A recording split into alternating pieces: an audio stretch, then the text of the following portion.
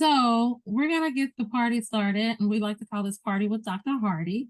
And we'll talk a little bit today about our Preparing Future Faculty and Professionals program, which is an opportunity for you to learn a bit more about academic and non-academic fields and to gain some insight into those different areas. And also, it's an opportunity that is free for you. So I really hope that everyone here decides to take advantage of that and this very free and open to everyone opportunity.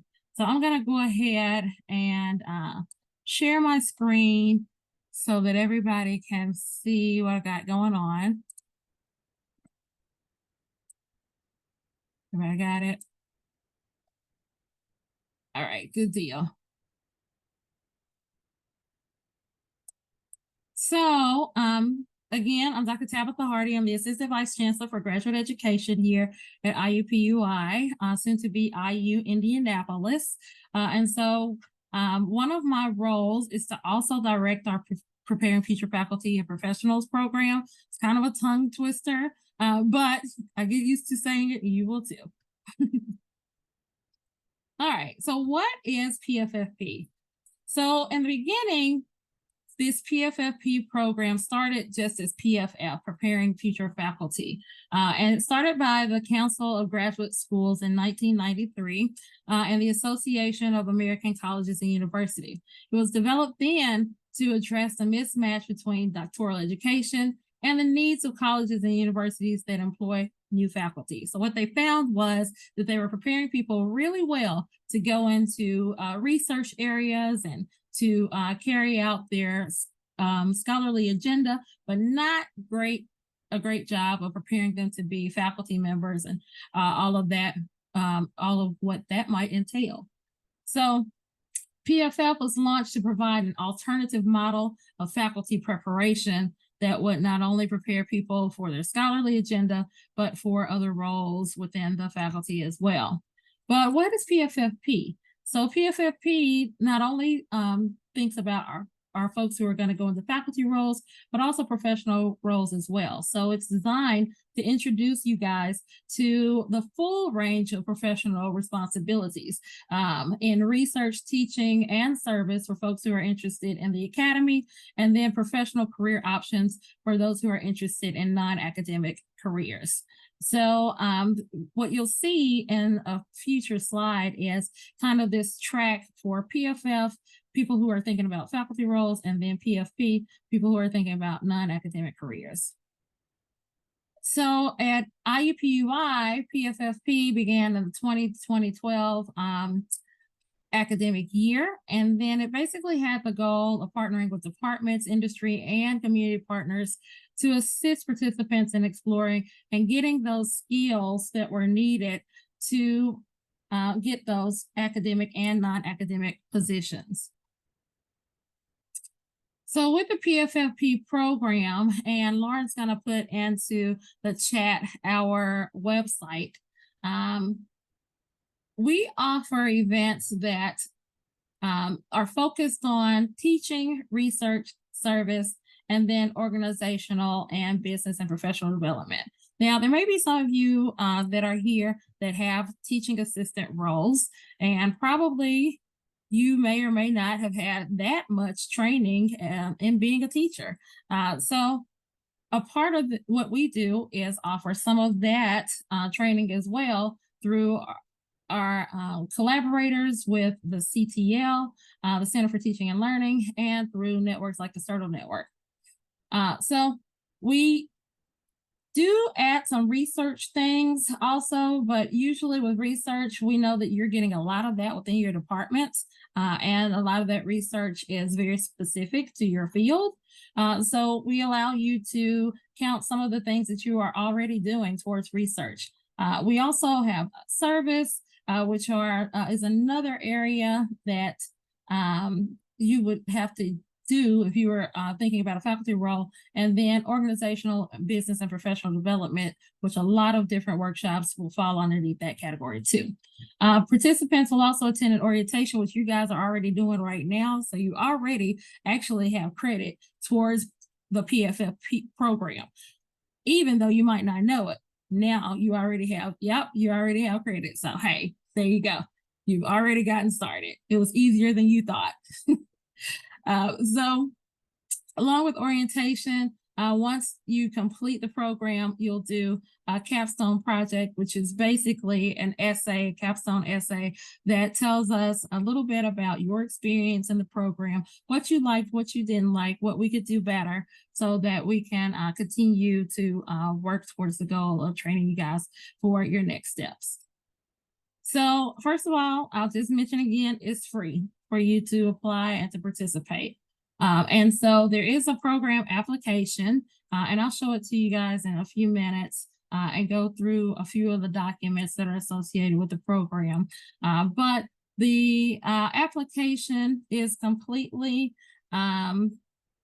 very easy to complete. It only asks really for your CV, which you already have, and then for a letter of recommendation from a faculty member. Doesn't have to be your primary faculty member, doesn't have to be your primary mentor, just a faculty member. And we'll admit you as a scholar.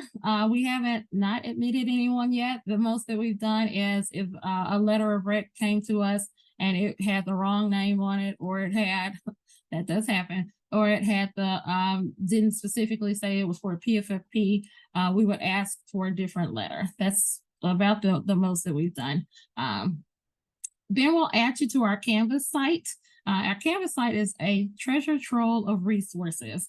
I actually just added or had Lauren add a resource today on interviewing and how to share your share your transferable skills in an interview.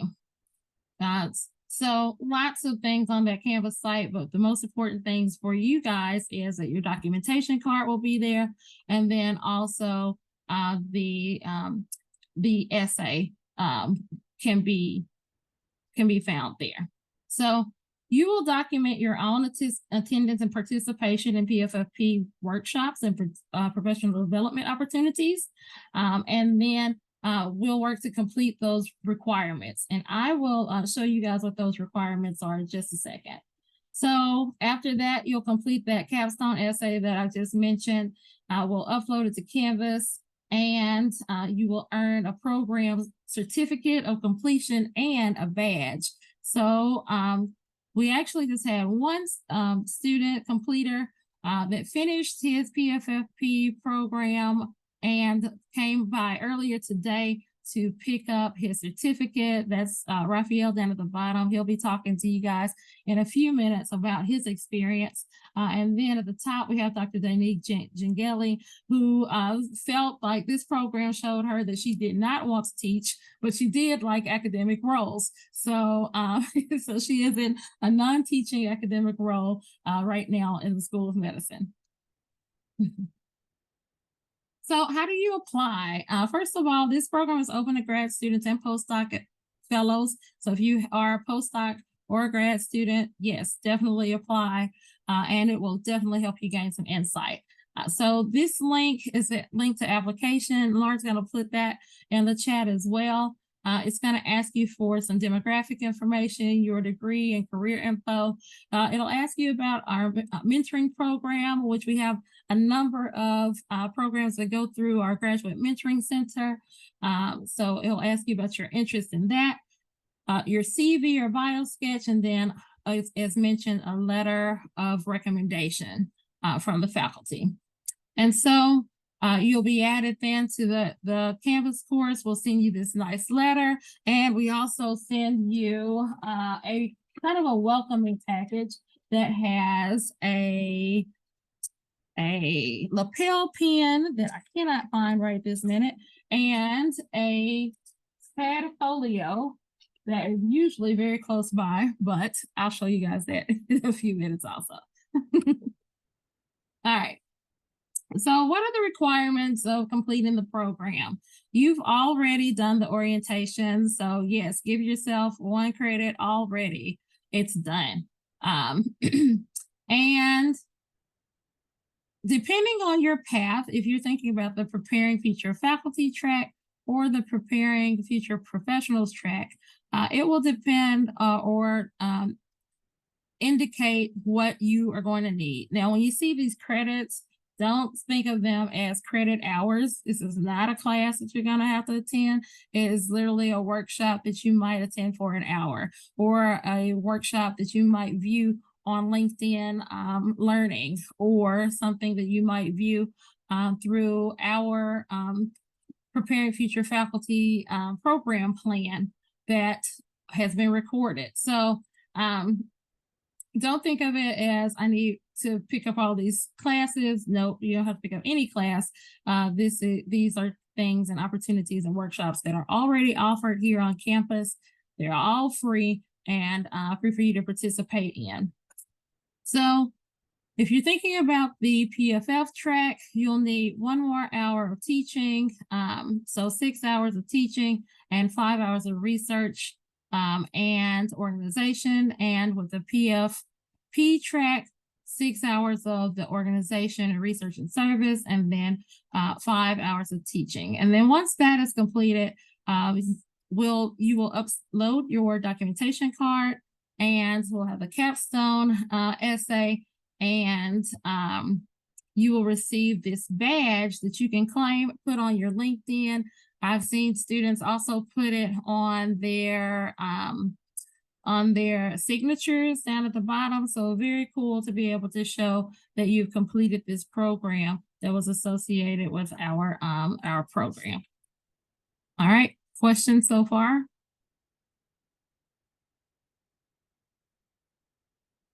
Go ahead, Janelle. Teaching, can you describe the teaching portion of it? Are you actually going and teaching? For some of us that are not, like, you know, the grad. Yeah, no, absolutely not. So I have had some folks that have inquired about teaching opportunities, and we have tried to kind of facilitate those when we could. But no, these are workshops that would go through our CTL. So a lot of it has to do with designing courses or participating in our grad chat program. And I think one of those sessions is on AI and how to best utilize it. So it's very practical and thinking about even your role as a professional, when you may have to teach or mentor someone in that capacity.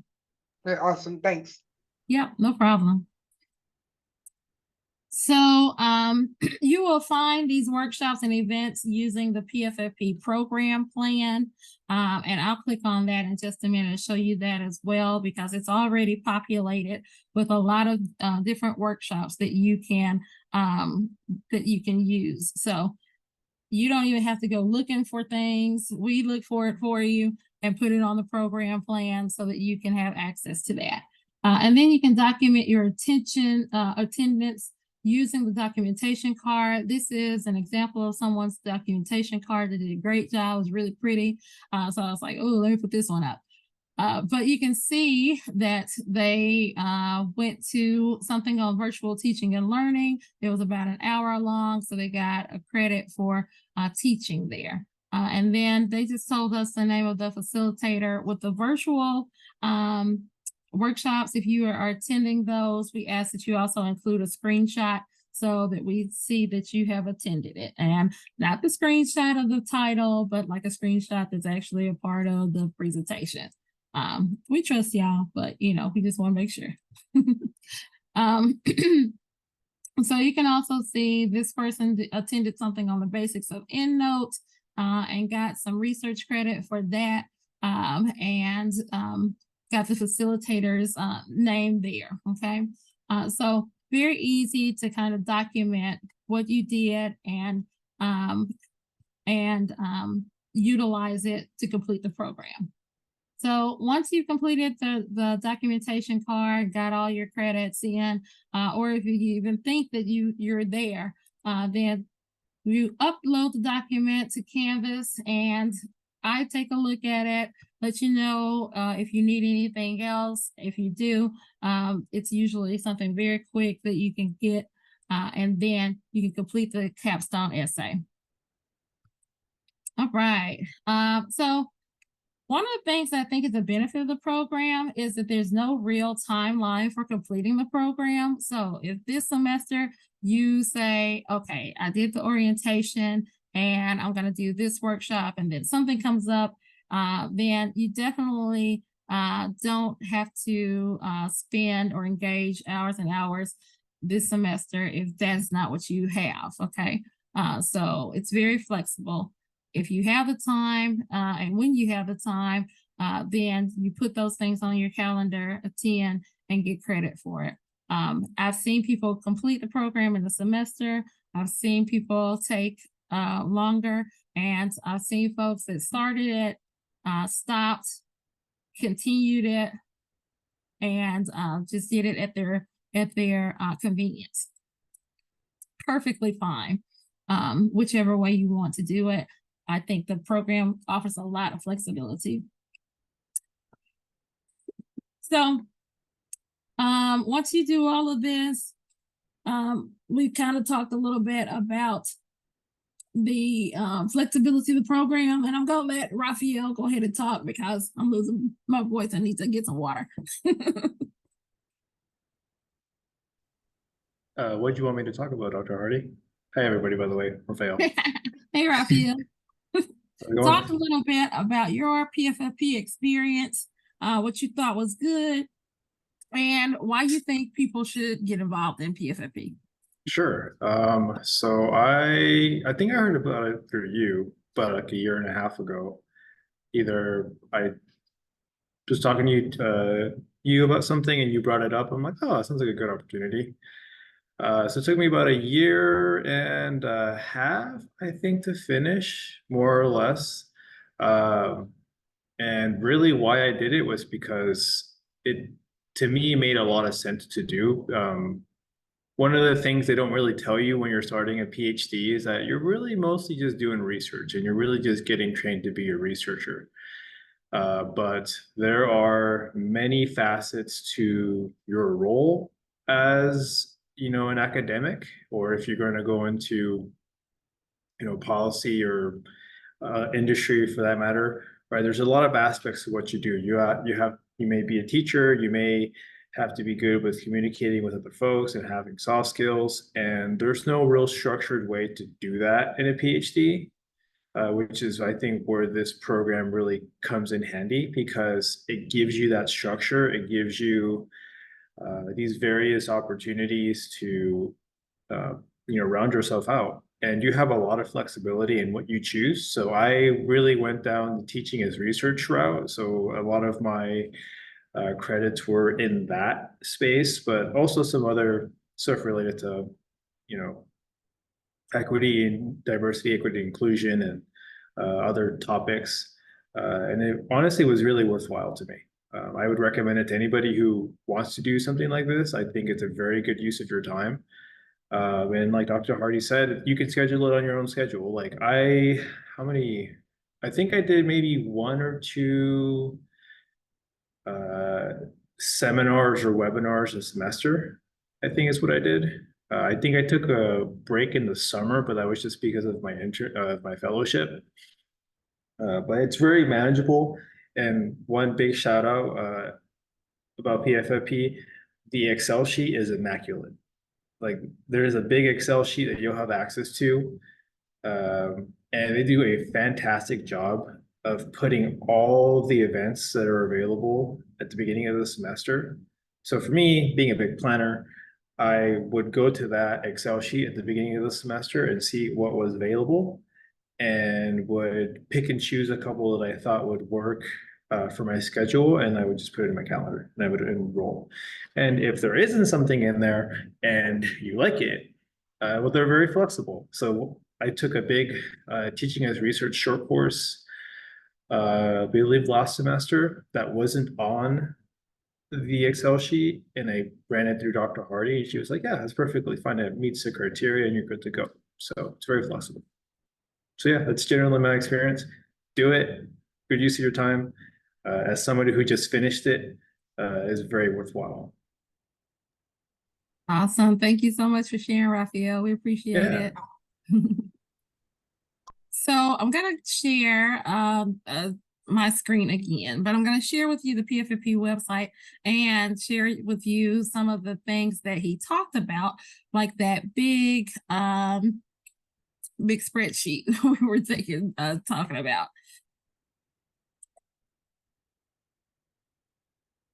I have so many screens, y'all. I feel like this have 3, but I really like my 3rd screen. All right, so this is our website, the PFFP website, and Lauren has put that in the chat for everybody. So if you take a look at the website, you'll see a running list of events that are coming up, including the orientation that you are in right now. And we also have this linked to any of the events that are going on for the entire school. So definitely take a look at that. What you'll also find here is the breakdown of the PFFP program and the different tracks that I showed you guys previously. You'll find the application link that's right here, and then also a link to the program plan. So this is our program plan, and yep, it is a big spreadsheet. I'm gonna try and make it a little bit. Oh, nope, I don't want to do that. Gonna make it a little bit smaller, maybe. Nope, it's not gonna let me. Okay. So I'll zoom out a little bit so you can see some of it. Okay. So here's our PFFP program plan. It offers different things from different people. I'm gonna go to the entire one for spring 2024. Yeah, give me a second, so take a minute. And so you see that there's already some things that are populated there from successfully landing your first job, which is a recording that you can use that will count towards 1 competency unit for organization, that research or an organization one. And so you can scroll down. These are all things that are going through our CERTL network that you have access to. All you have to do is put in your IU email address, and you'll have access to our CERTL network. And I'll talk a little bit more about that. There are some things that are going on through IUPUI, so a student disabilities panel that we will give you credit for through the CTL. Lots of different things on teaching, and we collaborate with them often on different workshops. So what inclusive instructors do and what students say they do. So you can go and sign up for that. It's on Zoom, and you click this link, it takes you to the registration page. So they make it very easy for you to find things that you are interested in, click on it, and then get some register for it so you can get PFFP credit for it. So things from the FAPDD, promotion and tenure track research. So this one is from CareerX to the School of Medicine. Interviewing is a 2-way conversation. So just lots of different options here. We also have it broken down in teaching and research. So just say, hey, I got a bunch of stuff in research, but I need to get some more in teaching. You can click there and then get links to some of the teaching workshops, and this is updated constantly, right? So Lauren goes in, she updates things, she moves things to where they need to be so that you guys have access to it. And so here we go on research. So you can find things from grad grants there. And sorry, I'm taking y'all fast. It's moving. And introduction to funding databases, and anything else that we have that's on research in general will be under that research one. And then anything that falls under organization. So if you are looking for something that in particular, saying that, hey, I got a lot in teaching, but now I need to get these organizational credits, you can click on that tab to get that as well, okay? And someone asked about about a course, how long does it take, does the whole course take? So you don't necessarily, have to, it's very self-paced, and you can do it. I've seen people do it in a semester. I've seen folks do it and take a year or a year or two. So it's really up to you entirely. All right. So I'm gonna stop sharing this screen. And are there other questions so far? Yes, I have a couple. So the first one, what is, you said I mean, this doesn't have anything to do with me, I'm sure, but CV, or what was that, bio something? BioSketch. Yeah. So basically it's a resume. Oh, But with the CV, it's a curriculum vitae that kind of gives more detail of what you have done as a student and what you have already completed. So very similar to a resume, a bit longer, usually, because it encompasses everything that you've done. right. Okay. Yeah, I have a Mhm. CV. I just never heard of the bio sketch thing. Yeah, BioSketch is used often with biomedical students because they have to have a BioSketch for grant funding. Oh, okay. Mhm. Okay. And then okay, two other questions. One, with the badge, do we have to finish it this semester for the badge to say IUPUI? Obviously, yes. No, well, okay. Okay, probably through the summer it will say IUPUI, and the Okay. fall it will more than likely change to say IUI. Ugh, okay. Yeah. Or are you Indianapolis? Hey, look, I'm just saying. Okay. I Okay. know. Got you. All right. And last thing, sorry everybody. Last thing is I am in the ESIP program. How much Mhm. does that overlap, or what does that look like? It's only me here, but what does that look like? Can I double dip or Yeah, no? there is some overlap for sure. And yes, I already told those folks that we would count your that credit for PFFP as well. So I don't Perfect. Thank know you. if they did relate that to you, but I'll tell you, yes, we'll count that for PFP as well. Perfect. Thank Yeah. you. Yeah, no problem. All right. So I'm gonna share my other screen again. And feel free to stop me at any point and ask whatever questions you have. I'm good at like kind of navigating those questions also. All right. So I'm just gonna show you this certificate again because it is fantastic and wonderful and fabulous and wall ready. So ready to go on your wall, ready to hang out on your refrigerator as you complete this PFFP program. All right. And Raphael already talked a little bit about why you might want to participate, but if you need some more convincing, we do help you explore a full range of career options and responsibilities and mentoring in academic and non-academic careers through year-round programs. So we even have some things that are going on in the summer. You can gain insight into academic and industry positions. You can observe and experience faculty responsibilities. You can get career coaching and mentoring, and then you'll have exclusive access to our workshops and events. Now, I will definitely say that this has happened before where we've put a workshop up and it filled up, and one of the students from PFFP contacted me and was like, I really want to go to this, but seems like they closed this registration. So I reached out to the people, they collaborate with us. There are people, right? And I said, hey, the student wants to do this. Y'all got room for him? They're like, yeah, we got room for him. So if something like that happens, I ain't gonna say I got all the pool, but Dr. Hardy might be able to get you in. So this is another benefit of participating in the program.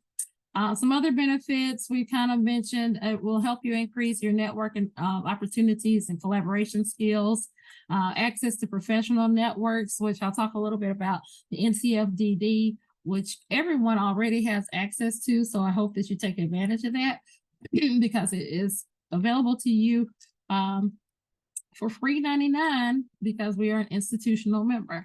And some professional development opportunities outside of your area. I think it's always great to think about how well-rounded we can be and what other skill sets we can develop. opportunities to expand your mentoring team. Probably with most of you, you know the people that are in your department, maybe not so much people outside of your department. So this would give you an opportunity to expand your mentoring team. And then you can gain some skills that employers look for in applicants, access to program resources. And we have a lot of resources that we put on a Canvas page and send to our PFFP scholars. It's very flexible to participate. And then those PFFP workshops can also count for CERTL if you are interested in the CERTL network and getting CERTL certifications. You can get double credit for that, okay? And again, it's free. So a few things from some of our participants. I'm not gonna read all of this, but I'll read one or two of them. So from Lauren said her favorite thing about being a member of PFFP was how many professional activities, events, and opportunities it exposed her to. So she said, goes on to say that she didn't think that she would have known about half of the stuff that was going on if it hadn't been for being plugged into PFFP. And that's because she had access to that big long spreadsheet that we supply to our PFFP participants. Carmen said that for her approach and her interaction with students has become more meaningful and empowering. We'd love to hear that that training happened through PFFP. So that's great. And she said it was a gap filler to transition from academic training to a professional career.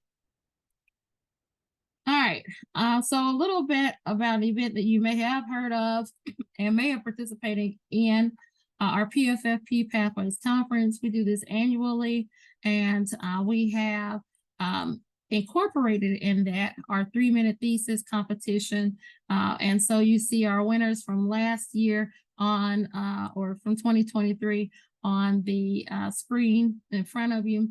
And then just a save the date. This is happening again.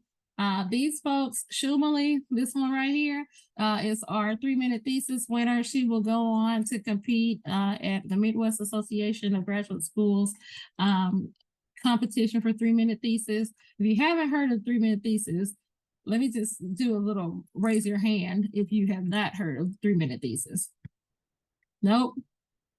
All right, but I'm glad to see a lot of you have. That's good. So a 3-minute thesis, you have 3 minutes and 1 slide to share your research. So it's very cool to kind of think about sharing with people what your work is in 3 minutes and in 1 slide. And we also have our 3-minute pitch for master's and professional students. So Shumali won, I think, $700 in 3 minutes. So 3 minutes of work, $700, pretty good day. And then our 3-minute pitch person won, I think, $300. So yes, $300, $100 a minute, very cool. So some other ways to engage, Financial Fridays is a thing. It is going on, and you can definitely engage in that. Usually they are from 12 to 1 p.m. Our Writing and Community, which is our graduate student writing group, happens on Mondays from 4 to 6 p.m. At 4 to 6 is our hybrid group. And then on Tuesdays from 10 to 12 is in person on the 4th floor in our grad common space. The 4 to 6 on Mondays also is in the grad common space, but also online. Everyone knows that you have access to LinkedIn Learning also, yes. You do, through 1IU, have access to LinkedIn Learning, which offers a number of courses on a lot of different topics. I actually sent someone to LinkedIn Learning who was trying to get some info on statistics. Said their stats course wasn't that great. They wanted to figure out how to analyze the data. We sent them to LinkedIn Learning so that they could gain some insight. We also have midday mentoring dialogues that occur through our Graduate Mentoring Center. and that happens on a monthly basis. We have a lot of workshops that happen with our Center for Teaching and Learning. You saw that on our PFFP program plan. And then with the CERTL network, CERTL network is a network of about 40 or so different schools that offer programming in teaching. And the NCFDD is the National Center for Faculty Diversity. You actually already have access to that through our institution. So if you go to the website, and we'll add that in the chat, that link in the chat as well. If you go to the website, then you can see that I think Laura might have moved, but you'll be able to see the institution sign up, use the institution sign up to go ahead and sign into IU. And it's completely free. And I think it's actually IUPUI. So it's completely free for you to join. It's very useful. They use a Monday motivator that I use all the time. All right, so I'm gonna take some time to see if you guys have questions. Lauren is my graduate assistant, and she is the one that usually answers the PFFP emails. If there's anything that she can't answer, then she sends it to me so that I can answer it. And I mentioned when you join the program, you get a lapel pin. There. It does say PFFP IUPUI. I'm trying to get rid of these. Okay, I got it. You know why. Everybody knows why. And then a fantastic portfolio that really is pretty wonderful. And yep, pen. It's so handy. So, and it looks leathery, leather bound, very nice. So that is a part of what you'll receive just by applying and being accepted to the program. And like I said, Dr. Harder doesn't be like, no, you can't, no. We want everybody to come and join us, share it, and tell your friends. All right, so stop sharing the screens and see what questions you guys have. Can you earn both PF and PFP? So really, when we give you the certificate, it just says PFFP, so they don't know if it's either or both. Other questions? Is there an application deadline? Yes, it's rolling, so you can apply at any time.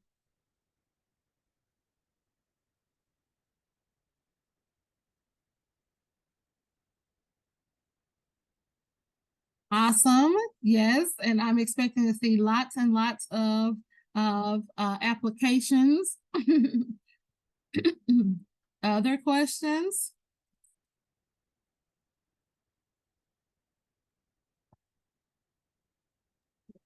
Yes. What do you all track? Like what happens after the program? Like what the success rate of the program is, even just on campus? So we haven't done a lot of tracking to see the success of the program. We've done a lot of tracking kind of internally to make sure, or to see how many completions we've had, and to see how many students have completed the program and have gone through the program, but not beyond that. Okay, thank you. Mm-hmm.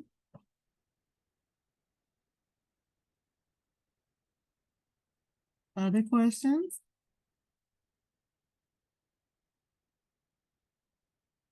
If not, I am happy to end early. I'm always fine with that. If you have questions, please email us. We're going to drop our email address in the chat also. So you will have that.